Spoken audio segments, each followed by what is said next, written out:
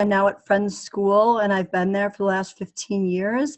I'm going to present to you today for about 55 minutes with a break in the middle for you to ask questions. And at that point, I'll ask for clarifying questions. And then at the end, we'll address questions that general response to the webinar or other questions that you'd like to talk about with regards to high school to college articulation or program structure and development. As Yevgeny pointed out, I now teach for the last 15 years at the high school level, and prior to that, I was at Indiana University teaching at the college level in both the regular year program and in the intensive summer workshop, then called SWISL.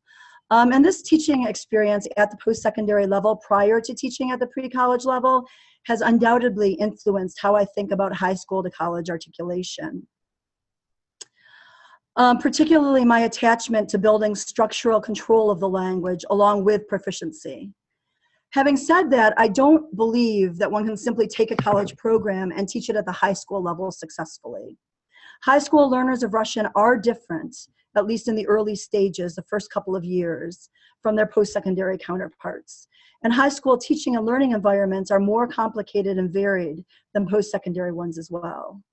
I'm acutely aware of the fundamental difficulty in proposing models for curriculum development to Russian teachers coming from a variety of different local conditions. Indeed, much of the art of successful teaching is in taking stock of our local conditions, deciding what is possible for both students and teachers, what is desirable, what is motivating, and what is therefore necessary. Much of this is shaped by program dimensions beyond the teacher's control. Immersion and traditional programs are very different. They're very different in their structure and consequently in their goals and appropriate practices. Multi-level classrooms present entirely different challenges than single-level classrooms, and teaching and learning in a room of 30+ students will require different kinds of activities and likely a different level of individualized teacher feedback than classes that are capped at 18. And so different strategies and curriculum designs are necessary for these different program dimensions. The question of how to adjust for differing local conditions is a separate, very important topic, but one for another webinar that I hope somebody will provide. So what I want to do today is share my local conditions, which inevitably inform my teaching practices and my models for curriculum design for grades 9 through 12. And I hope that some aspect and guiding principles can be helpful and relevant, or at least thought-provoking for those of you teaching in both similar and different environments. I'm trying to move the PowerPoint, which is not moving. Hold on. There we go. So for my local conditions, I am the only Russian teacher at my school for grades 9 through 12, and I teach students 4 years in a row, which allows me to see the program development and respond flexibly to student needs. I teach at a private day school with classes size that are capped at 18, and most typically my classes are anywhere from 12 to 16. We have a 3-year middle school Russian program, which despite the huge benefits and the indisputable gains of these early years of middle school study, we are not able to gain their full potential benefit as we don't have a second point of articulation at the high school level. And so this arrangement has shaped both how we structure our middle school program and how we have structured our upper school program. We have a 30-hour summer program where we allow new students who would like to take Russian in the upper school. It's taught over 2 weeks, it's intensive, and they learn to read the Cyrillic alphabet and to write it, and to read words fluently along with some novice level language. But then the upper school, we also intentionally have little explicit grammar instruction taught at the middle school so that the upper school program has something new to offer and does not feel like repetition for our middle school students. Consequently, our high school Russian program starts grammatically from scratch in the 9th grade, which we call level 2. Our classes meet for 70 minutes 3 times a week, and we can expect 40 minutes of homework per class period for 9th and 10th graders, and for our 11th and 12th graders to be able to do 60 minutes of homework per class 3 times a week. We offer language through level 5, which is strongly supported by our college guidance recommendations. And so there's no need to compromise rigor for continued enrollment. So I have pretty ideal teaching situations. And I do understand that other people may have very different situations. And first and foremost, we need to teach our teachers the way that works for us and for them. But I do believe that there are 3 guiding essential questions for tonight's webinars that should be relevant to us all, regardless of our differing local conditions. And those are, how are high school learners of Russian different from their post-secondary counterparts? What and how do we need to teach differently to meet them where they are? And how may we do this while also preparing them for a smooth transition into a college program? For the first question, how are high school students of Russian different from their post-secondary counterparts?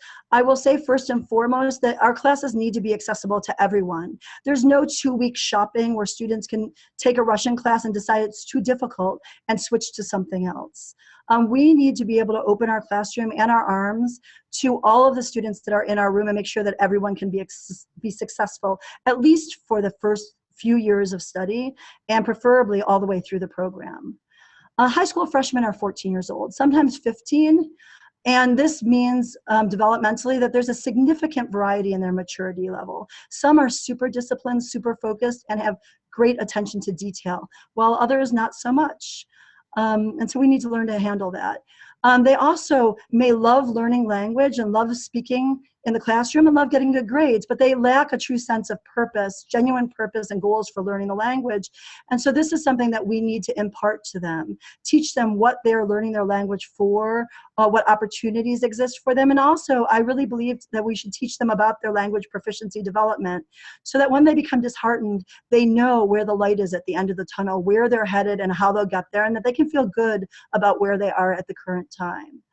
I've done that largely, I think, successfully, and this is why I think my juniors are often way more focused and motivated than the college students that I ever taught, and often enormously driven as well. I will say that the fact that this is their first formal foreign language study experience has a large impact on how they learn.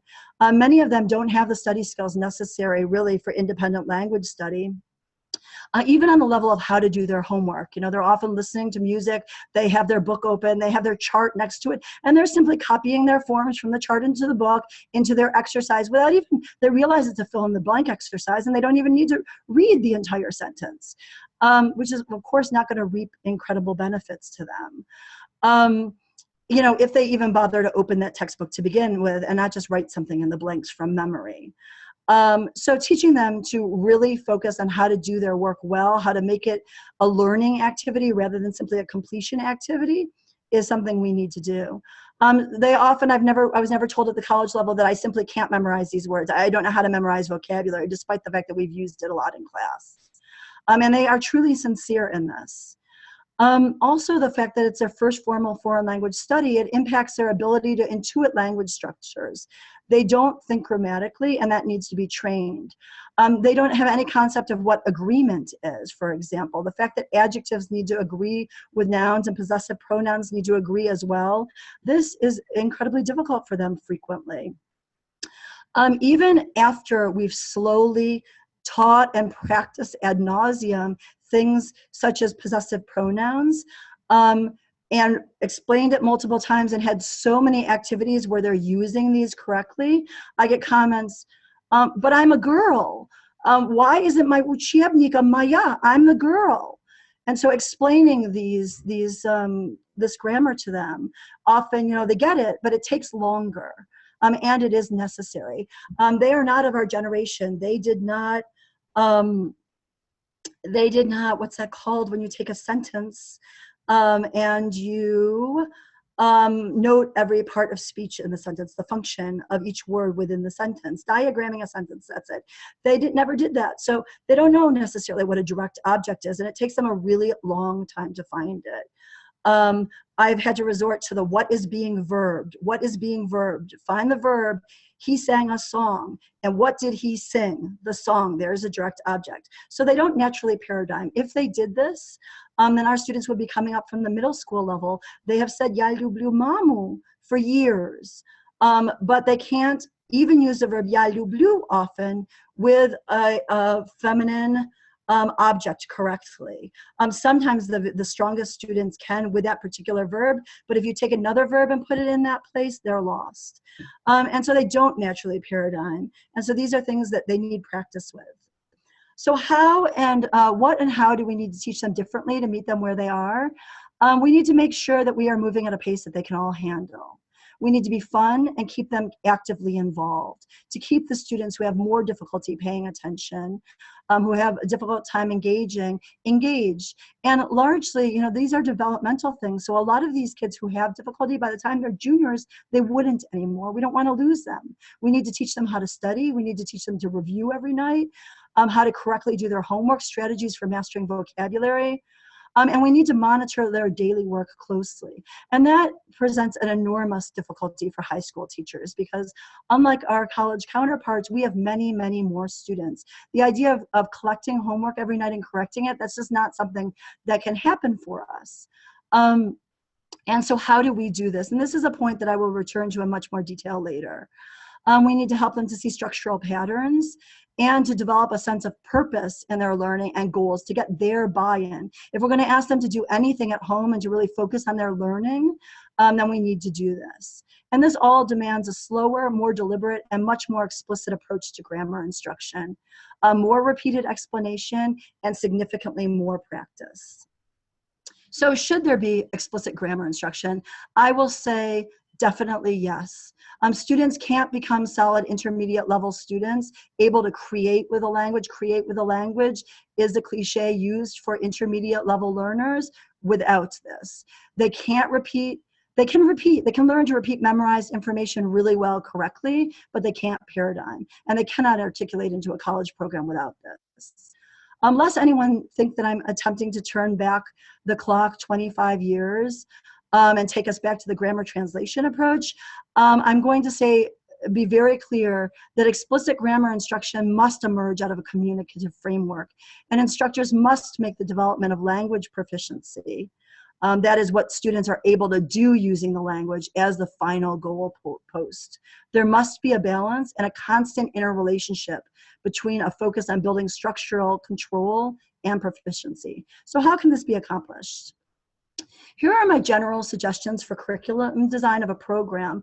And I would say start with using a culture-rich textbook that employs a communicative approach to language acquisition. I know using a textbook is a controversial question, but I really think that a textbook, and I will go into this why, really provides what's necessary. Choose a text that provides good structure for accurate language production and a communicative framework. The communicative framework is very important, and good scaffolding that builds. The scaffolding ensures that language accuracy and automaticity of form is being produced as the students work through the activities. And the activities should build in scope from very structured activities to more creative activities where students begin to create their own language using the forms and structures that they have been practicing. The creativity aspect is the aspect that teachers are best able to think up on their own if the book does not become creative enough for you. Many of the college texts that we have, college students are going through them much more quickly, and so they may not have the end tasks that we would prefer to really put a cap on the material.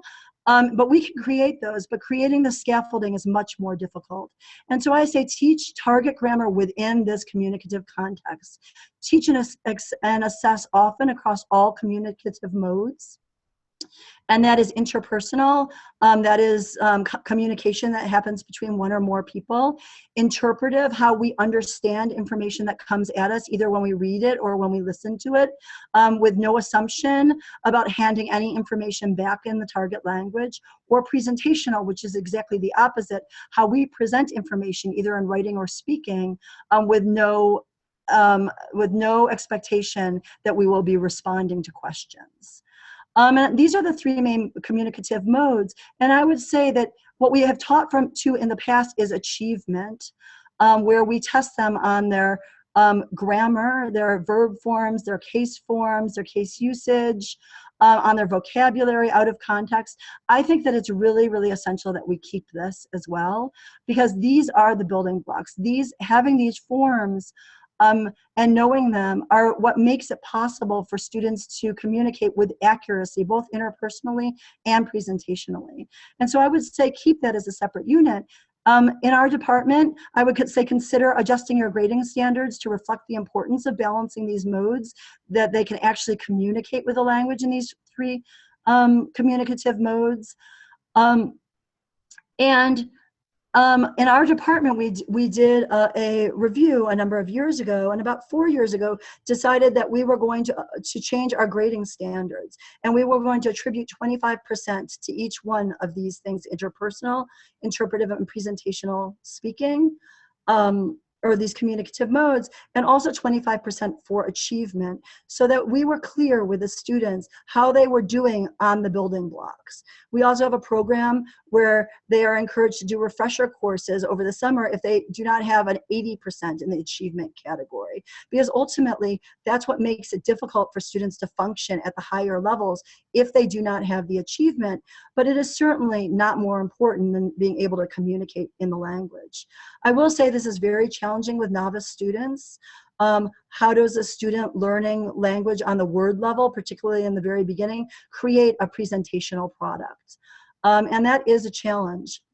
But what that has meant, how do they read something? How do they listen to something when they understand little? And of course, you can have them listening for isolated words.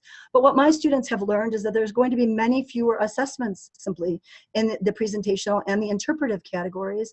And so they prepare for them much more diligently, which means that at the end of the unit, they are really capable of putting together all of their language, reapplying at the novice level, reapplying languages that they have learned in a very controlled format into a new context, and creating a truly presentational product. They focus on their reading and making sure that they are able to do that reading text and that they have listened to all of their listening and they understand it. So I really have built this skill base, and these areas are much more weighty in their grade. Interpersonal is something that students should be doing from the very beginning and can be doing. So it's no more difficult to test that from early on. You may be using mini dialogues rather than actual, what we would consider truly communicative exchanges, but you can assess that as well. I would also encourage the students to take the prototype AP Russian language and culture exam at the end of their high school experience. And this tests the functional proficiency of in different skills across the different modes of communication. And so they receive a proficiency rating in each one of these skills, as do you as their teacher, in addition to their exam grade. And while the exam is intended to be used for college credit and placement, the results can be used by instructors to gauge program strengths and weaknesses as you see how students are doing in the different categories. So I'm going to open it right now for questions, but at this point, just for clarifying questions, if there are any questions on the materials that I presented so far. And so I guess I'm going to ask Evgeny to help me here navigate these questions. Yes, please use Q&A function to type any questions you have for Lee. You should be able to see this Q&A button on your screen. Okay, hold on one second. I am on the Q&A button, but I do not have any questions. So I guess I'll just continue and we can, wait. There is a question from Julia. Oh, Julia asks, where do we find materials for the prototype AP? Julia, later in the presentation, I will have a link, and so you can go back and click on that link.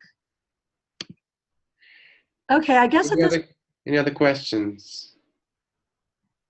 Just okay, we will have time later on to ask more questions, so I think I will keep going. So let me get this off my screen. So the question here is, how can the prototype AP Russian language and culture exam be used by an instructor in order to inform curricular decisions? I found it enormously useful, and so I would like to lead you through the steps that I used in order to gain significant information from it to inform my curricular decisions. When you have your students take the AP, the prototype AP Russian language exam, you will receive at the end a score report, which looks like this. As you see over here, they have the AP grades, and American Councils does make a suggestion to universities and colleges as to what placement would be based on these traditional AP scores. But what is much more interesting for the teacher is, and for the student should be, is how they are doing in the subsets of the exam, which test their proficiency. So these are random students that I've taken off of other reports that I've received from different years.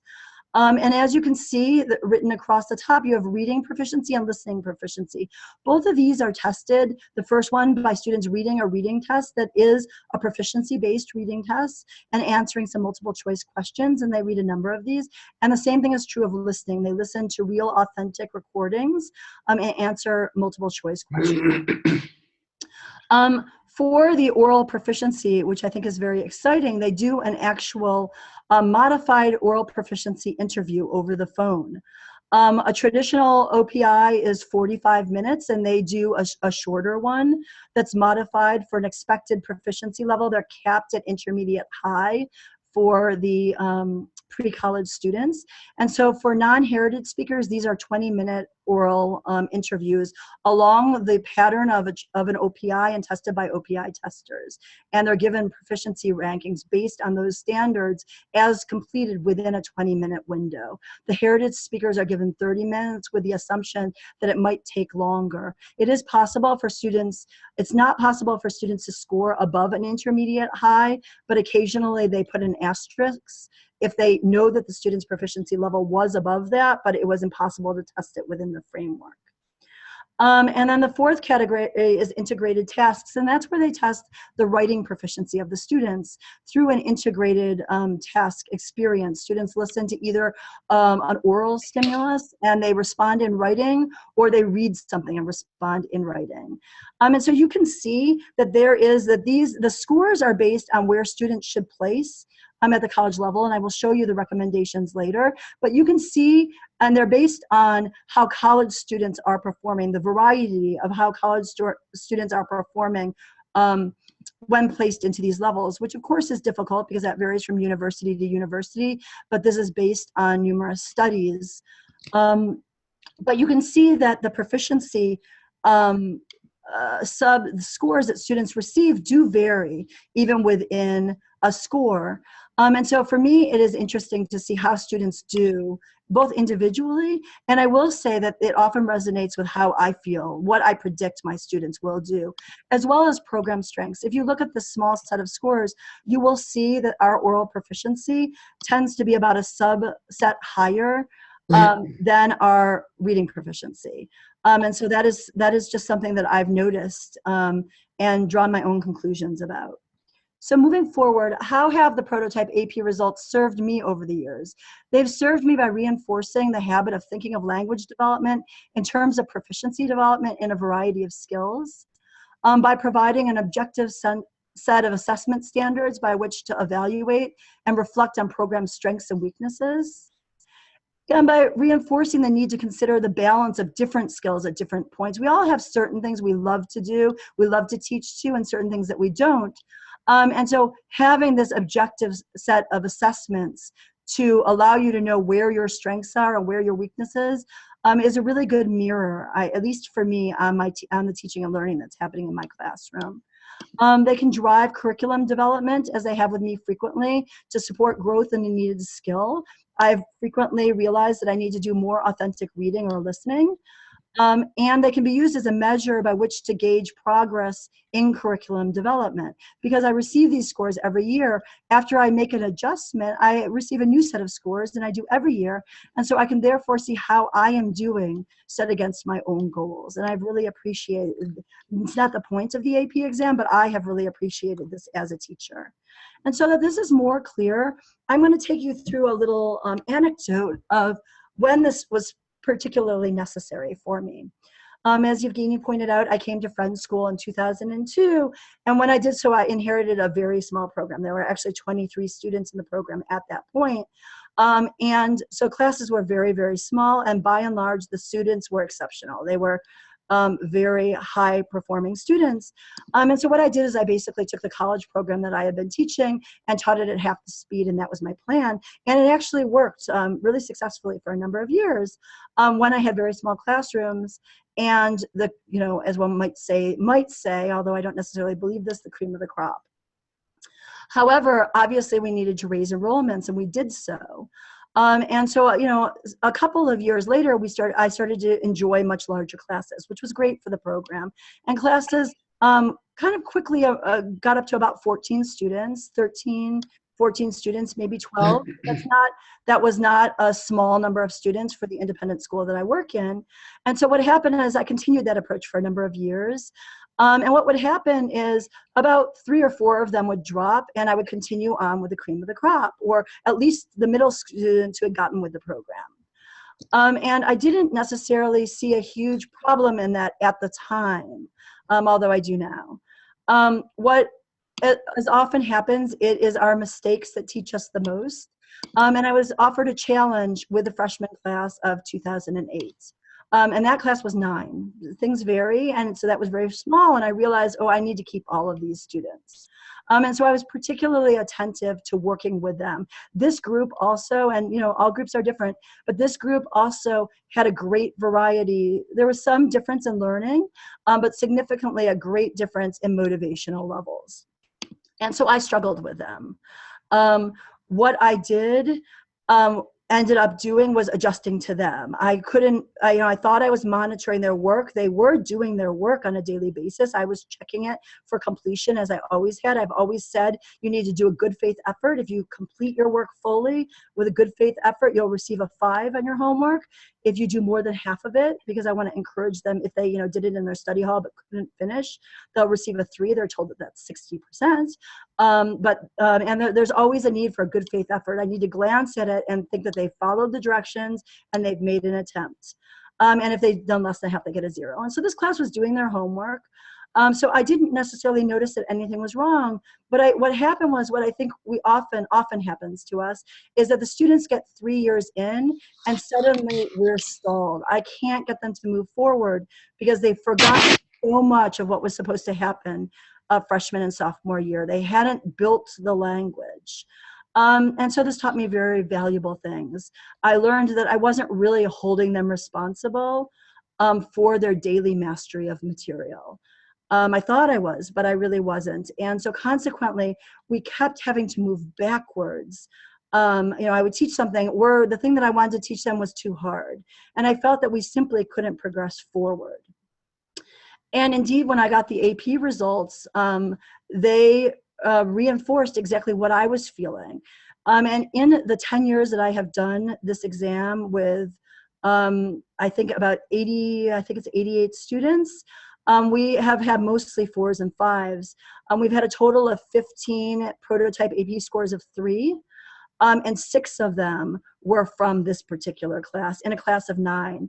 And I must admit that of the 3 that were 4s, 2 of those students had done a Nestle Y summer immersion experience. And so those weren't my products. That was being immersed for the summer. So basically, there was an entire class of 3s, which depending upon your local conditions, can be a really good result. So I don't want to minimize that, but it wasn't the result I had been getting. So I realized that I needed to do something. And so what I did is I really engaged. I thought to myself, at this point, I'm not just going to hope for larger classes and for losing students. I need to figure out what I can do, what I need to do to get all of my students to a certain level, how I make that happen. And so I engaged in a curriculum review to better align with proficiency standards. The very first thing in the beginning of 2012, the very first thing I did was realize that I needed to emphasize mastery on a daily basis over completion. And I got really lucky because this corresponded with the shifting of our schedule. We had 40-minute classes almost every day, 5 days out of 6. And we went to a schedule where we had 70-minute classes 3 times a week.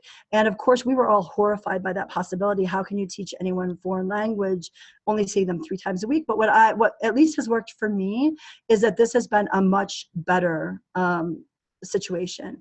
And why is that? Because it allows me to both assess in the beginning of the class, to teach, and practice significantly before sending them home to do work. And what they're doing at home is mastery.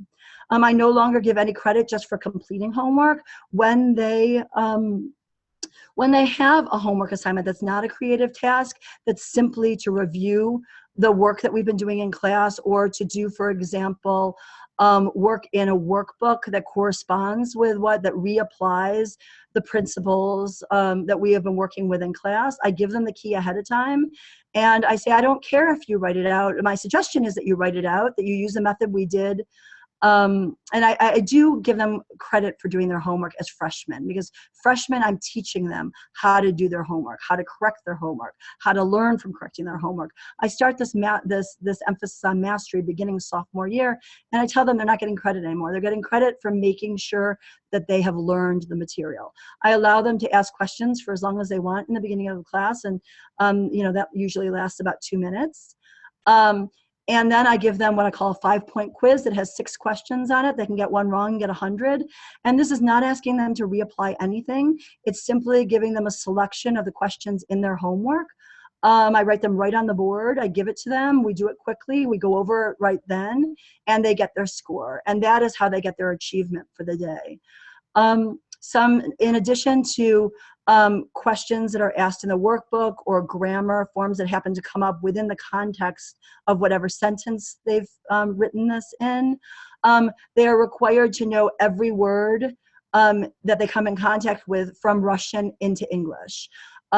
Because I did notice that students were reading exercises, filling in the blanks, and not reading the whole sentence. So they weren't really learning the vocabulary as they went, which was one of the major issues with that class of freshmen for 2008. It wasn't that they couldn't master the grammar that we were doing or the full language, but they had lost so much vocabulary along the way that they just weren't able to really function. And I will say that this very simple and very traditional activity has been a huge game changer. This, probably more than anything else, has made it so that my classes no longer separate. There's always the brilliant kids, the students are achieving at a much higher rate, and there's significantly less attrition. Almost no attrition. The rest of what I did was really, I also, it happened that in the beginning of 2012, I became very interested in maybe we'll say recommitting to learning about proficiency development, and particularly the application of that to teaching practices in the classroom, as did many members of my department. And so as a department, we viewed a set of ACTful webinars at that point that were specifically about how to take students, how to apply proficiency principles. And when I speak of proficiency principles, I'm using the ACTful proficiency standards and guidelines to the classroom. And we specifically watched a webinar that was called Moving Students from Novice to Intermediate. And I will say that that had an enormous impact on me at that time. And I ended up reframing my entire curriculum in terms of an overlay of these goals on top of where it appeared that they would be appropriate within my program. And so I'm going to take you now through my program and show how those particular goals have informed my curriculum. I think that I'm going to go through this level by level, and so you've been able to read it on the screen. I'm not going to pause here, but I think it will be more helpful if you see it by level. And so as I said, that my first year, I really look at that as laying the groundwork. Teaching students how to learn a foreign language. When you see the results that we achieve, you'll be shocked to learn. And I never, when coming to Friends, I never would have said that I would end my first year of teaching, the first level that's called level 2, with students knowing only the nominative and the prepositional case. I don't have further time to go into that. But as you'll see when I get to the end, that has not hurt the students in terms of where they go. And so I cannot emphasize more that you just need to meet the students where they are. You need to develop this mastery as you go, and students need to be able to produce the language. So the second year, level 3, is called Setting the Foundation for the Development of Intermediate Level Proficiency. And what I look at here is, what does a marriage between building proficiency and structural control mean at this level, on the macro level? When I say macro level, I'm looking at the year-long curricular goals. and I focus on discourse functions. So at this second year of high school, we're really focusing on the ability to ask and answer a great variety of questions, to focus on developing different developing the descriptive mode. How much can you say on intermediate topics? And I have in big letters the me in the middle of that to remind us that intermediate topics is about talking about yourself, your immediate world. And then towards the end of that year, we focus on building skills of narration in the present tense, really laying the groundwork to be able to narrate. And then at the very end of the year, we have introduced aspect. And so it's an introduction to narration in the present and future time frames. So if you look at these goals for the second year of high school, you can see goal 1 is the ability to ask and answer questions. I'm going to give you some ideas for how I use this in the classroom. And we really emphasize students to be able to ask a great variety of different questions. And I focus on students seeing the correspondence. The structural aspect is seeing the correspondence between the questions that they're asking and the answers that they should be receiving. And so we work with one of the things we do many things, but one of the things we do is we work with statements and generate as many questions as possible. For example, the statement «Таня учится на втором курсе на историческом факультете в Международном университете». How many questions can they ask? Где учится Таня? Then they could take out the Таня. We take out the Таня, кто? And all the different things that she could do. Таня учится в Международном университете. Кто учится на втором курсе, кто учится на историческом факультете. We could take out the втором, the adjective, and say, на каком курсе учится Таня. We could take out the same thing at the university level, the adjective, and end up в каком университете учится Таня. На каком факультете учится Таня. And so as we do this on the sentence level, and then as they're reading texts, we do this for the paragraph level. How many different questions can we create and ask your partner these different questions? We also use the question as a model to generate other similar but different questions. For example, one activity that we do is they look at a schedule of Tanya's university life. And a question that they have is, какие лекции у Тани в пятницу? What lectures does Tanya have on Friday? And they learn that they can replace the какие лекции by какие семинары, by какие занятия.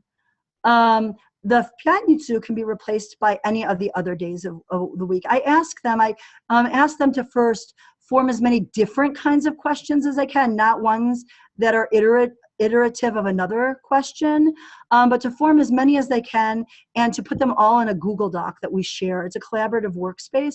And so they'll do this for a while, and then we'll end up with maybe 40 questions. When they start to make structural mistakes, I might come over to them individually and explain to them the difficulty, and we change it. And then by the end of 15 minutes or so of doing this, they have, amongst themselves, maybe 50 questions, and a number of them are repetitive.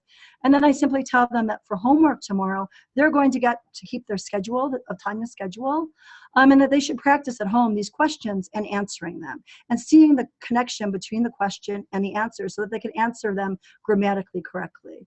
And that they'll have an interpersonal quiz. And at first they're horrified. We have to memorize 50 questions. I say, of course not. If you read them enough times and you have the schedule in front of you, you'll just be able to make the questions, and your partner will need to listen and answer. And so that's one activity that we do with questions and answers. We also use, for the Olympiada of Spoken Russian, which is a contest of spoken Russian that exists in many states or regions, where students go and they perform orally in a number of different commissions, doing a number of different things. One of the commissions is oral speech. And at level 3, students are just given a topic like dom. And they're just asked to, опишите свой дом, or расскажите о своем доме, or something, a general question.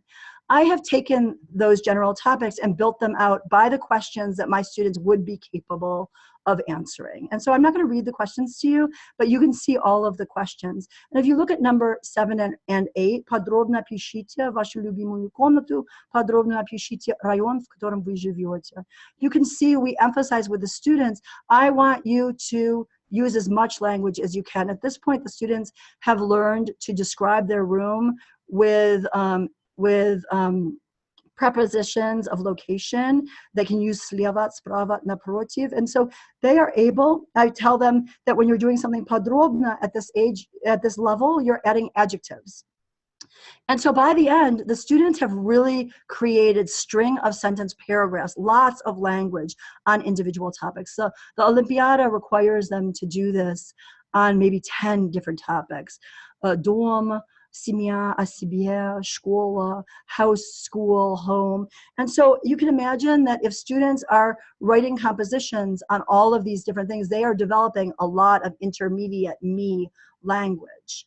And so we're focusing on goal number 2, which is developing the descriptive mode and how much can you say on these intermediate topics. We're very lucky, I will say, to have the Olympiada because students write on these as compositions, they get their compositions corrected, and then when they go to the Olympiada, they can be presented with any of these 10 topics, and they need to present without notes. And so this gets students, you know, they're basically memorizing, but they're memorizing information that's true about them. And they are really, I'll use fossilizing in a positive sense, correct language about themselves. And I wanted to show a video of a student performing at level 3, but I don't have time. But Yevgeny will help me put a link here so that when you eventually are able to pull up the PowerPoint, you could watch that video if you wanted to. And you can see what our students can accomplish at level 3. So after we have done this, as I said already, we finished freshman year with only 2 cases. We really learn. The book that I'm using does have them use possessive pronouns and adjectives and singular and plural, and that's a lot of morphological information for the students. So I resigned myself to the fact that my job freshman year was, in addition to making it fun, in addition to using the mini dialogues, was to make sure that they understood how things go into cases, the different parts of speech, how it works. The difference, for example, between hard stem and soft stem nouns, which is incredibly important in order to really put the correct endings on.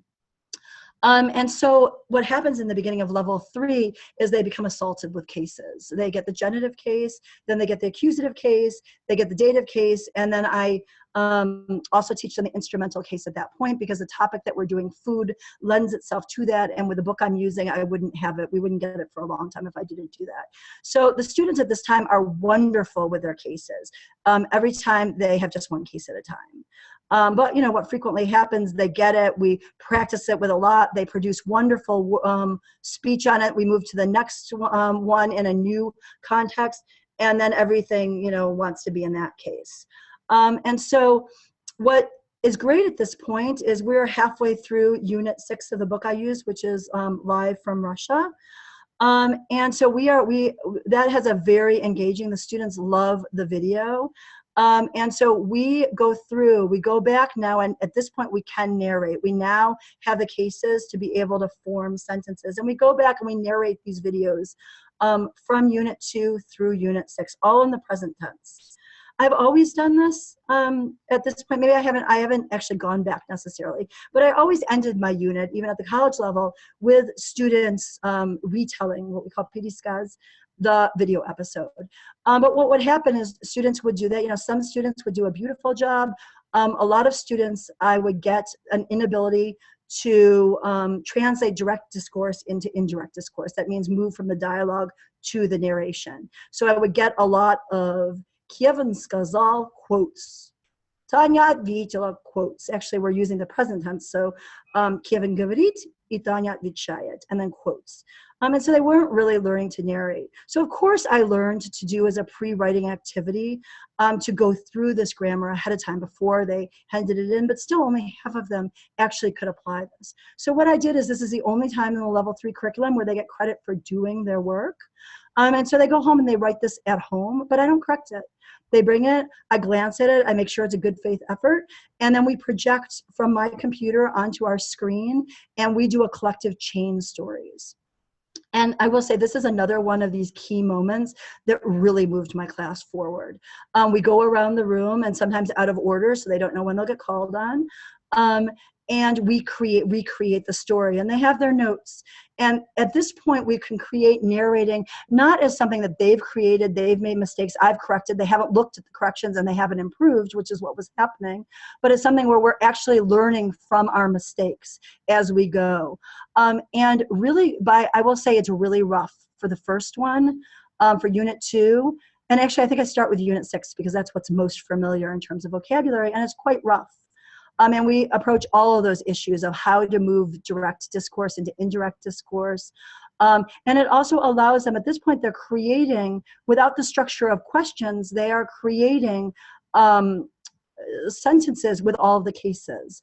And so, you know, for them, that is an activity where they're kind of relearning now with all of these cases together, what goes where and why. And so this is a good focus on case.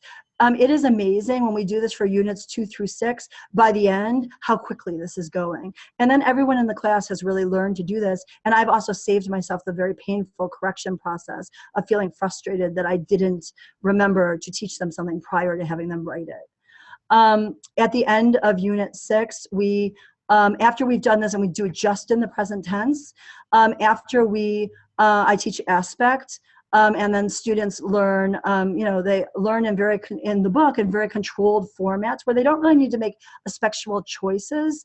They simply should recognize in communicative exchanges which aspect is being used, or they have exercises where it's all the same aspect and they're supposed to recognize why that aspect's being used. And we call that conceptual control of a language. And so they conceptually understand when to use aspect, but when are they going to need to use it? They're not going to need to use it when they're told which aspect they're going to need to use. They're going to need to use it when they need to tell stories, when they need to tell about what they're doing.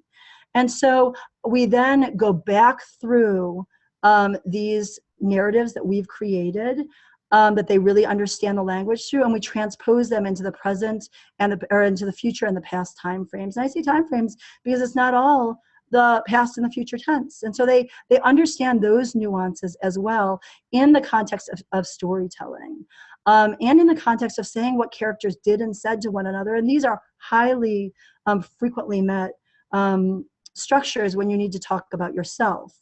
And so we transpose all of these texts. And by the end, they have automatized a good deal of what comes up frequently when you narrate.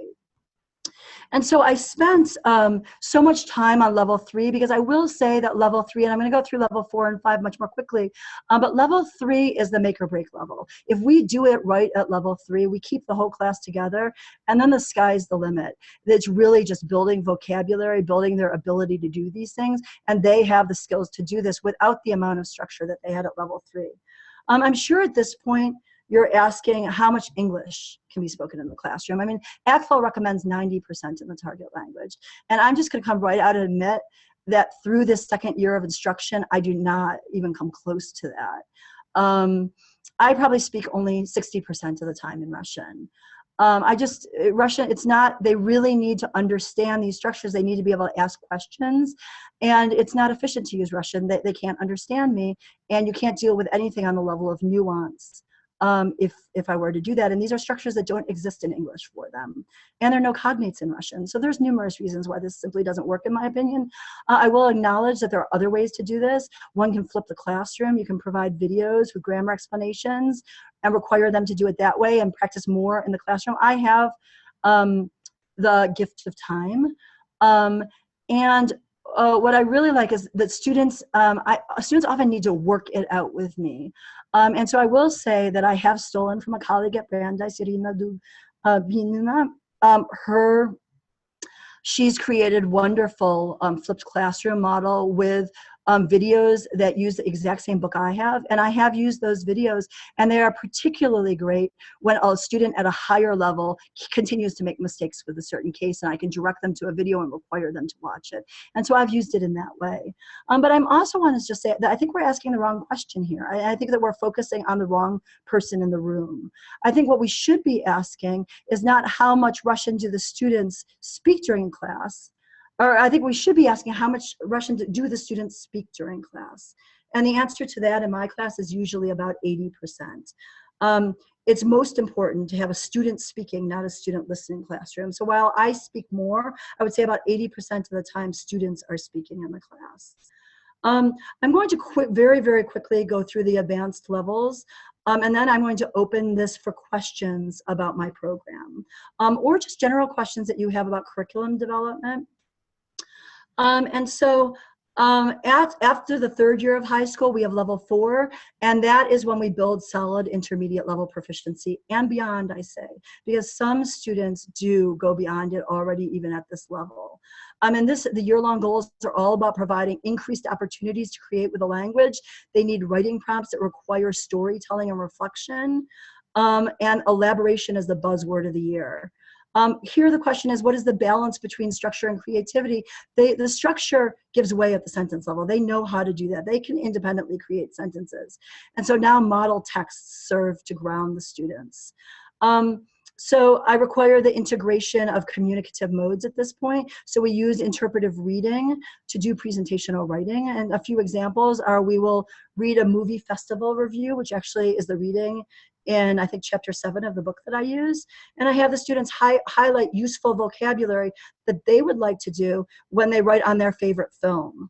And they are told that I have a very interesting approach to plagiarism. They are allowed to lift text. Oh yes, they are allowed to lift text. When they lift text, they need to do it in red font, and I actually want them to do this. I want to see them incorporate model language with the language that they are creating. I mean, that is how we learn, both our native language and when we learn in emergent environments. Becoming attentive to the language that we're exposed to, the input, is really, really important. I'm going to show you an example using the Quick Drive, or I'm sorry, the Google Drive, which is how we, here we go, which is how we have students submit work. It allows us to do a lot of collaborative work. As you can see here, you have the prompt, and the prompt clearly asks them to podrobno расскажите, to describe in detail a film, and this is a prompt from the Olympiada that we're using in the state of Maryland. And they're supposed to describe this film in detail, make a recommendation to the person they're speaking to about this film, describe in detail why they like it. And the student's original work is on the left, and then my corrected work. And what I've recently begun to do is simply to make it correct. All of the, if we look through here, you can see all of the model languages in red, and you can see the scope with which the student is working. And so I haven't, at this point, if I've commented on a mistake, it's only a mistake that the students created beyond their level to understand. And occasionally, because students will use this is a prompt for the Olympiada, so students are going to pseudo-memorize this. I have sometimes given them ways when they anglicize things to say it in a more Russian way, and sometimes I've commented on that. So sometimes I've changed their language, and sometimes I've given them an explanation, but the next task is to ask them to comment on their own work. So if we go here, we can see that this particular student reflects that she needed the instrumental here because she was expressing something with, and it's something feminine, so she needs the oi ending. So I make students find their mistakes and comment on them. Occasionally they make mistakes that are beyond their ability to create correct language, and I explain it for them, such as the поэтому ей нужны деньги. And I've given her the explanation here. And I also tell them that they are responsible now. Everything that they learn, everything that I comment on, they are responsible for doing correctly in presentational formats. And so they all end up learning different things and needing different things at this point.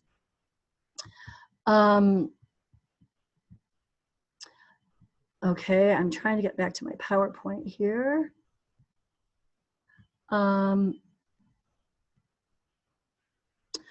And so we view writing as a process, and as we should, we have significantly more tolerance for accuracy errors here. This is a much more creative process. They are anglicizing as well because they're wanting to create their own meaning. They're being encouraged to stay within the structures that they know. And when they use model language, they're told that they're only allowed to use it if they fully understand all the structures. They also need to do tons of past and future time narration at this level to develop their fluency. And so they do a lot of storyline projections. What will happen to the characters? I do a project where they have to plan a trip. for 7 days to a region of Russia, and they have to sell their trip to their classmates. So where will we go? Where will we stay? What will we see? And they integrate description with narration. And their reflective writing, which is a wonderful circumstance, is that they're ultimately pretty much going to pseudo-memorize these because they have the Olympiada, and the composition topics that we use are Olympiada prompts. And so here I would be able to show you a video of how a student performs at this level if I had time, but I do not. Finally, and the very last thing, very, very quickly, is the final year. And I've noticed that the goal is to, again, to build solid intermediate mid-level proficiency and beyond. We need to recognize that students at this point, I do get everyone to intermediate mid. Some are at intermediate high. Some who have done a Nestle program are even testing at advanced low. And so there's a diversity in this classroom at this point, but that is okay. And so the goals are really the same in terms of discourse development. We're still trying to integrate narration and detailed description, but with increased fluency, sophistication, and spontaneity. We add in cultural comparisons, and everything in red on this page are things that are new for this level. So I'm not going to go through that, but just show you what that is. How do we do that? Well, how do we address this at fourth year? The cultural comparisons, we have a trip where I take students to Russia for 16 days in country, total immersion. They live with families. They have experiential learning tutorials, 2 students to 1 teacher. And so that we're constantly making cultural comparisons about the trip. I have in the past shown the 1996 video that accompanies our book with the new one, and we've talked about what are the differences between the two and what can that tell us about culture. I've had them read on holidays, for example, like New Year's. And what I love to do is have them read a text in one form, read online about how Russians celebrate New Year's, Google it in Russian, read an article on it, and then use the если бы construction. If I were, and tell me if you were in Russia, how would you celebrate New Year's differently than you do here? And so it's getting them to use that same language of their reading, but in a different format. We develop more sophisticated discourse by analyzing reading and targeting that same analysis in writing. In the beginning of the year, I give them a big sheet of connectors and a whole bunch of categories and ask them to sort them, and then often tell them that they need to use these connectors in their writing. What I say is at least 3 new ones, and I can see which ones you've used before, highlight them in red so I can glance and see them. It is amazing how much better their language gets. Or I tell them, you need to vary your sentences. We integrate verbs of motion at this point, and we return to our пересказы of the videos and talk about the motion. Students really want to be able to share opinions and emotional reactions, so I simply give them a set of vocabulary for that and ask them to do that repeatedly, and we really focus on explaining at this point. At one point, the kids want to know how to talk about where they're applying to school, why they're applying there, and what the process is. And so we pull the first chapter of the Puti textbook, which has that vocabulary and has a small text about what one must do to apply to the university. We read that. They read a text online to explain to Russians how to apply to the university, an authentic text in the US. And then I tell them, they do that reading, I tell them to take notes from their reading. And the big difference with Russian 4 and 5 is that we remove the presentational writing piece. And they're expected to come to class the next day and record themselves in front of me. I have them do it in pairs and put them, in different rooms or in the hall. And without notes, they simply need to record. They need to talk to Lena, who's their imaginary friend in Russia, and explain to her how you apply to the university in the US using their language. And so this is how we have been able to really get the spontaneity factor. Prior to this level, they simply don't have enough vocabulary to really speak at length presentationally without preparing writing ahead of time. And I will eventually upload a video of a student doing this. This, of course, this language is not as polished as the language of the Olympiada, as it shouldn't be. But they do a very good job, and it really develops that skill of, often students aren't writing out. They might take a few notes, but they're practicing by talking to themselves. And so this is basically how I do my course, and now I want to open this to questions. Yevgeny, I'm going to look at the Q&A. And so the question here is, do I use YouTube videos or online resources? I will say that we do a lot of reading online. Another thing that I do with students is once every 2 weeks, they choose a reading online that they want to do on any topic of interest to them. And 2 weeks later, we have a whole class period where they're simply reading at their desks, and they come to me and explain to me the article that they've read, why they selected it, and whether it met their expectations, whether they liked it or not. And then I just ask them random questions about it. And so I do often use articles, authentic resources. I use YouTube videos much less, and I really probably should. And my proficiency results have shown that while my students do really well with interpersonal listening, that which comes up in a conversation or an OPI, my subset scores are lower in listening than they are in the productive skills of speaking. And so no, I haven't, not to say that I never do, but that's not something I frequently do. The links, Julia, eventually, the way this process works is Evgeny Dingub puts up this PowerPoint online, and you will have a link to access it along with a video recording of it, so you could re-listen to it if you wanted to. And at that point, you will be able to see my PowerPoint. Before sending on that PowerPoint to Evgeny, I will create YouTube videos of these students' videos that I'm highlighting, and I will put those links within this PowerPoint, and you will be able to click on them. So there is one more section of this webinar that talks about what I've noticed in my curriculum since I've made these curriculum reviews based on my analysis of my AP results. I want to be sensitive to not closing off the discussion. But if there are no more questions at this point, I guess I'll go forward and show you that. And it's very interesting what you can see in terms of how the proficiency level of my students have risen due to this restructuring of the curriculum. And I bet you can guess in advance where students have had the most growth and where students have had the least growth. So let's move forward with that. And then that will take me about 10 minutes, and then we'll be able to resume for more questions. So if I look at the point at which the curriculum review happened in 2012, and of course that was an iterative process, and so the first kind of set of students that would have gone through the program with this new focus on these different proficiency elements at different times would have been those who started as sophomores in 2014. So I'm looking back to their scores. I've now had 3 years of scores, the 2014, 15, and 16 scores, to compare the scores from 2006 to 2013. And I'm going to show you the difference. And you're going to see two things. You're going to note the general rise in proficiency across actually all of the different communicative modes. And you're also going to see significantly less variation. There's less variation of what the strong students were able to do and what the weaker students were able to do. And I think the processes that I've used for structure have really helped to create that. And I will say attrition is less than it was.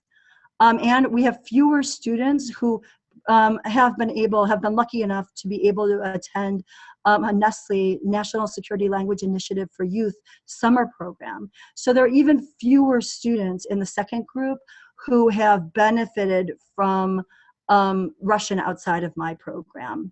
So let's move forward. If you look here, you can see the results. I have reading and listening both on this page, and these are our results in our early years. And you can see the diversity of results. And I will be honest that to say having so many students in the intermediate high range, 20% is great, but a huge percentage of these students were Nestle Y alums. And so really what I was preparing students to do was here. A much smaller percentage of the students were Nestle at Y alums here. And as you've noticed, students have moved out of the lower range solidly into the intermediate mid-range. And if you look at my numbers, I mean, this second group is only 32 students. It's only 3 years. My classes are, not every student takes the AP exam, although I'd really like them to do it, but it costs money. But I will say that I encourage every single student to take it. And that our students perform really well. So I tell them it doesn't matter what grade you're getting, even if you're getting a C+ or a B-. The curriculum is demanding. You will likely do well and you should take it. And the students who don't take it are often the ones who are early decision to some of our most prestigious universities and they know that it's not going to count, or who have had Nestle Y proficiency testing and so therefore don't care about the information that they'll receive. So this is really promising and shows that largely I've been able to move students into the intermediate mid-range. And you can see the same thing happening in listening, despite the fact that I focus on listening outside of a communicative exchange much less than I focus on any other skills. This novice high is really just, I believe that's one student at this point. If we look to the next page, you will see in the integrated written communication, that's how students perform in a written form when given an oral and a reading prompt. You also see that same development of movement of students into the intermediate mid-range. But where it really, you see a dramatic, so you're seeing a pattern there. The pattern breaks with the OPI, how students produce in terms of their oral proficiency. And largely, this is 2 students of the 32. Largely, everyone is intermediate high or intermediate mid or higher, with a vast majority, or not the vast majority, but 58%, I believe, of the students at intermediate high. And that's really remarkable. And what I'm particularly proud of is only 1/3 of those students have had a Nestle Y or experience, and even some of those students haven't gone on our 16-day trip. So I even have students who are just pure classroom learners who have never been in a total immersion situation, ending up with an OPI rating of an intermediate high. What happens, however, when you see one category that is very emphasized is you realize that there's a bit of an imbalance in what you're doing. And so I wanted to check whether this imbalance is a problem or whether this is okay. Students are most ultimately motivated by being able to speak Russian. They want to go to Russia. They want to communicate with Russians. And so this is what they want. But I needed to make sure that I wasn't under-preparing them in the other modes.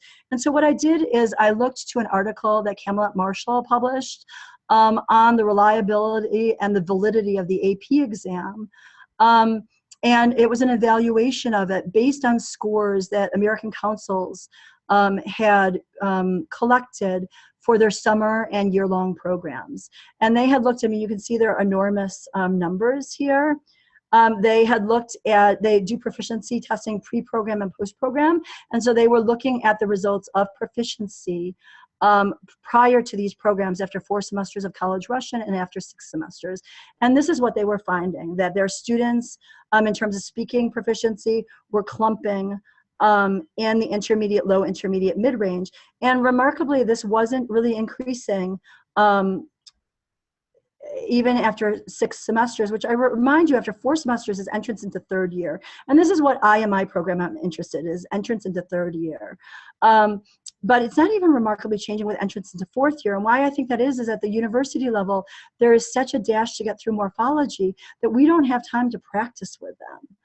Whereas my students here, most recently, are exceeding even that entrance into 4th year. And so particularly wondering, what does this mean for the other modes? I was particularly worried about listening because I recognize that I don't spend enough time probably on that in authentic contexts. But our students were doing fine at this point. Even in the early period in relationship to their college peers, the difference was in reading. And so at this point, this is the point where I really started to focus on doing more reading and integrating my modes. And I'll be interested to see how the students grow. I was really focused on the expressive language in the past, but looking at this, if I'm interested into entrance into 3rd year, solidly 50 colleges are doing a really great job teaching students to read. And so I am falling short of this here. And so that was something that I was concerned about. And I thought, you know, how should I do? What do I do about this? And for those college people who might be online or who might watch this at some point, I will tell you that these results that I have of my own program are reflected. They correlate beautifully with the prototype AP Russian exam grades and placement recommendations. As you can see, our students, despite the enormous gains that our students have had, both initially, prior to the curriculum change, Prior to the curriculum change and after it, they were placing into the same place with the majority of students in the 4 range, placing into second semester, second year, and with almost the exact same percentage of students who are scoring at intermediate high, like the college students, being recommended for entrance into 3rd year. So, you know, that should make some college people who are skeptical about the exam, put them more at ease, but that was of great concern to me because second year, second semester doesn't really exist. And so what should I do? I realized that it's not that they have inadequate skills for reading. They know how to attack a text. They have the morphological competence to do it. And it's not even inadequate practice reading, really. They read news articles, they read cultural texts. But what it really is vocabulary. They have inadequate exposure to all of the intermediate lexical domains. When I look at what's offered in a college textbook, I realize that I focused on depth and not scope. We don't cover enough different topics. We go into great detail in the topics that we cover, and we really get them able to speak on them. And I also don't expose them enough, perhaps, to the authentic reading and the genre of intermediate level texts. They don't really read announcements or advertisements. And I'm pushing them to read really advanced texts, and even maybe sometimes superior ones, and the focus on the expression. So what do you do? The dilemma is there's lack of time. I do not want to compromise the oral proficiency development. That's what the students want. And by the time they're seniors in the other languages, they are talking about intellectual things, and our students can do it with proper scaffolding. And so we watch the film Maya Perestroika, and we talk about the different historical periods. They discuss other films. They read articles from the press or things of personal interest. And returning now to the intermediate level topics feels random to them. It feels like a step backwards in an inauthentic task, but what should I do? And, you know, I wish this was a conversation because I would love to hear college people advice on what they think I should do. So what did I do? I spoke with alums and I asked them, what do you want? This is where we are with this. And they said they didn't want to change. They wouldn't suggest changing it. They like the program. They're engaged by the materials. They want to do the more intellectual material. And so I decided that I just need to accept that students have a lot to gain by taking an intermediate second year college class in order to develop a broader base of intermediate level vocabulary and exposure to more authentic texts at this level. I try to talk to students about language proficiency development as a winding road, and that despite the fact that they'll likely be in a class with students who can't perform in the language on the same level that they can, that they still have a lot to learn in terms of gathering vocabulary. The fact that they have those skills means that they will be able to put them to use with new vocabulary. I'm sad to report that counseling students on the pros of this hasn't really worked terribly well. And I've had limited success. 80% of my students go on to take college Russian, and 50% of them drop after a year unhappy with their program. And, you know, some of that is coming from being with someone they've had for 4 years and feeling comfortable and happy with this way of learning and being confronted by something different. And others say they're just not learning anything and they feel like it's a waste of time. So what am I going to do now? I'm going to spend the last quarter of their senior year having them do the reading and listening texts that are in Glasa, because those are a perfect example of authentic texts. And the Давайте почитаем and Давайте послушаем are more geared at the level that they can read at for real information and language.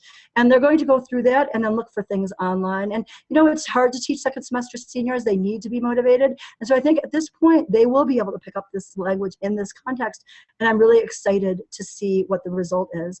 And having them just sit and do this work at their own pace gives me the opportunity to pull them out one by one and have individual speaking conferences with them, that one-to-one FaceTime. That's so great.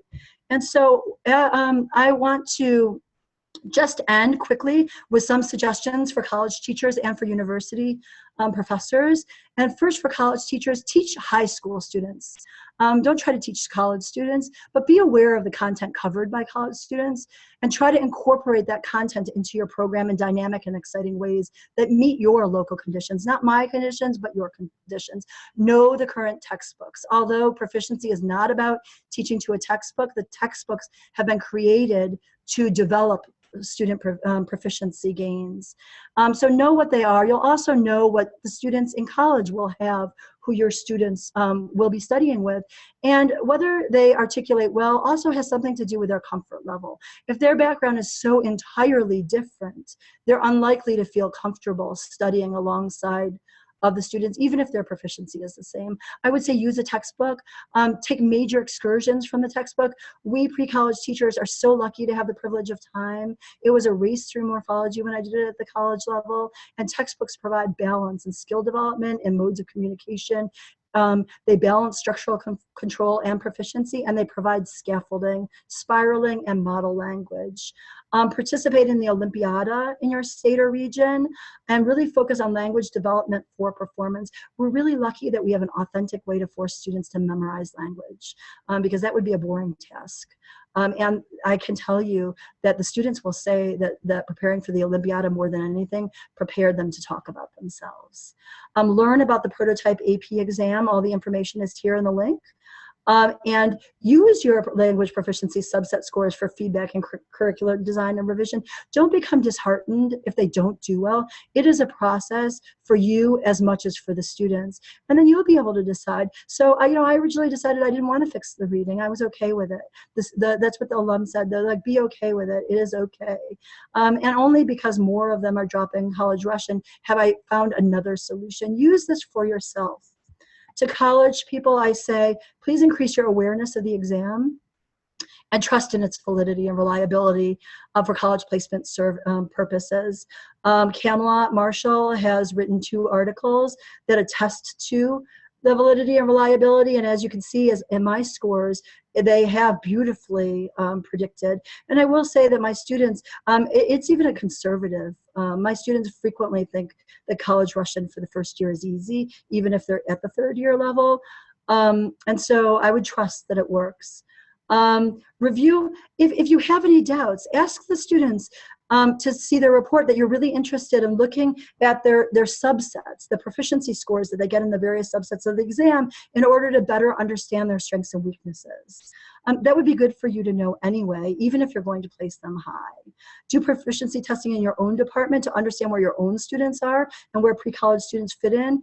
And if you don't accept the recommended placement, perhaps you know, because you do proficiency testing, that your university has much higher outcomes and they would be much more comfortable at a certain level. Explain that to them and provide them with a positive vision for continued study that both validates the years of experience that they've already had with the language. I just want to leave you with this one thought and then open for questions, and it's kind of provocative. Russian, and I don't mean it to be attacking, but I mean it to be provocative. Russian is a critical need language. For limited professional proficiency, one needs an advanced rating, advanced level language skills. How successful is your department in taking non-heritage students who start at 0 to advanced? It's very difficult to do in a language such as Russian. Wouldn't it be easier if you met the high school students where they are rather than asking them to start over to fill in their holes? Maybe even with holes. They're at least intermediate low and therefore appropriate for placement above first year. 1,291 pre-college students last year from 40 pre-college programs and 50 teachers across the country participated in the National Russian Essay Contest last year. How many of these students are in your program? How many were discouraged by low placement? And how many will continue beyond 1 year of study? So I'm now going to go to the questions and answers. Do my students always type their assignments? Actually, at level 3, this is a question from Olga. At level 3, I have them write by hand, and I have them write by hand in a journal, a composition notebook, skipping lines, and I make corrections. For a number of reasons. I want it to be all kept together. It's actually harder for me to correct online because where I correct, I don't have internet access. But also, I want to limit the Google Translate issue. And when they don't have a computer in front of them, of course, they could at home. That's another reason for the very structured assignment. So I do have them write in hand. I had them, and I used to have it for every level. I had them start typing when we started to use the Google Drive because I wanted that collaborative relationship that would allow for revision, allow for me to comments. Sometimes I make comments, students make comments back on my comments. And so that's why I have them type at this point. I will say that the AP exam, the written portion, they need to type. So they also need to learn to type in Russian, which also, if you think about it, is a real life skill. So Julia asked, I tried to answer some reading comprehension questions in Prototype AP, which I took from online examples, and I made 4 mistakes out of 8. I'm a native speaker. It makes me wonder how accurate the exam is. Would sample TRKI exams I use with my students give me more accurate information? I will say that these exams, I have done some review of testing items for this, and so I know that this exam goes through multiple levels of review. And in doing review, I have once, just on one question, not repeatedly, asked my native speaker husband as well, because I understood the text perfectly and got the answer wrong, and he did as well. And that is the point when we recognize it, is the point when that item gets knocked out of the exam. I think what happens often is, and this happens with all kinds of multiple choice tests, is that the question is asking about a nuance. And so it ends up kind of being a trick question and not about proficiency. But I think that this happens always in any standardized test that's taken. So I don't think that the exam is not accurate. I just think that it's an aspect of standardized testing. Let me see what other questions I have. The Olympiada, Julia says the Olympiada and Russian essay contests are very useful. I wish the Olympiada materials, especially poetry, civilization, and retelling texts were updated. And I will tell you, Julia, that I'm on the board of directors for ACTR, and that we are working on that. Of course, we're all teachers, so the work is going very slowly. But the prompt that I put up about the film is, you will notice it's not a prompt that you use, and it's an oral prompt that I have suggested be used at level 4. And I am rewriting the oral sections with the oral prompts, and we will be piloting these new oral prompts in Maryland this year, and then bringing that feedback back to our committee that's working on these things. So we are working on a revision of the materials. It's just a slow process.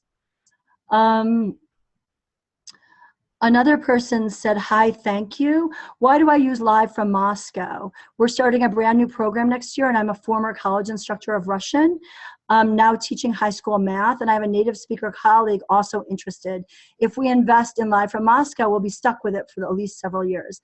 I will say that the aspect of live, no, there is no textbook that's perfect. I will start from that. You really need to work with your students. I would say use a textbook, and make major excursions from it. I will say that I use, I supplement Live from Moscow a lot with Golasa and Puti, and largely because for the Olympiada, they need thematic language presented in a thematic format. And at the pace that we go through Live from Russia at the high school level, if I were to only do that, they actually wouldn't be able to say much about themselves. But what Live from Moscow has, or now called Live from Russia, has that the other textbooks don't is the video. Well, it has 2 things. One, it has a lot of scaffolding, and students really produce language. They produce the forms accurately by simply going through the process of learning it. Possessive pronouns is a perfect example. It doesn't take a long time to explain to students that possessive pronouns agree and which ones should agree with feminine, masculine, and neuter things. But having explained it to them, they still don't make them agree unless they've practiced it over and over and over again. And so what Live from Russia does is it has these pseudo, in the very beginning, they're kind of pseudo-communicative exchanges, very mini dialogues, but they become more communicative as the book goes, where they are repeating this over and over again, but within a communicative framework. And it really makes it so that by the end of the first unit, that students aren't making mistakes with their possessive pronouns because they've said it so many times. And so that's one thing that I love about Live from Russia that I don't get with other more thematically based books. The video also, I wouldn't be able to teach my students to narrate in the way that I do without using a video. And the students are super engaged. They like love the characters. It ends on a cliffhanger. They want to see what comes next. So I will say that my program wouldn't be what it is without using Live from Russia along with thematically based materials. And so what you really need to do is think about what your goals are, look at where your students are and what they need, and use a variety of different things. I don't see any more questions. I just see some comments. Yevgeny, is that correct? Yes, I think. Hey, Yevgeny, are you there? Yes, I'm here. I think that's all the questions we've got. Okay. So, yeah. Great. Well, thank you so much. I will say that my hat is off to Yevgeny Dengub and also his colleague at Brandeis, Irina Dumina, who have brought this webinar program to the field. I have enjoyed, I've watched a number of other ones through this fall and really learned a lot from it as I've reflected on my curriculum this year. A lot of the things that Cindy Martin said in moving students from intermediate to advanced have really resonated with me, sometimes confirming, sometimes offering me new opinions, new information. And the one done by Bill Comer and Lynn de Benedette at about structured input and the importance of that. I've thought about numerous times this year, especially in having my advanced students write. I would actually say that strategy of grading them using the Google Drive and providing them with and having them use model language from their reading was largely inspired by the thinking about the importance of input. And so, Yevgeny, I just want to say that I'm hugely grateful for this kind of new addition to the field. Thank you. And please stay tuned for the series of webinars on heritage speakers that we are planning to do in February and March, and we'll send out announcements. So we have more exciting webinars to come, so stay tuned. And I will send this recording along with the links and the PowerPoint presentation sometime to you tomorrow. And if you requested a certificate, I'll also send it by email to you tomorrow or on Thursday. Okay. Thank you. Thank you, Lee. Thanks, everyone. Thank you. Good night. And stay warm. Thank you. Bye.